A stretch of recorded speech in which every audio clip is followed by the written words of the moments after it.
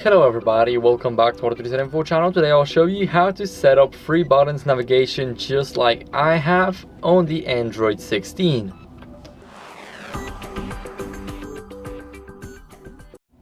So if you don't want to use the gestures, then I got you.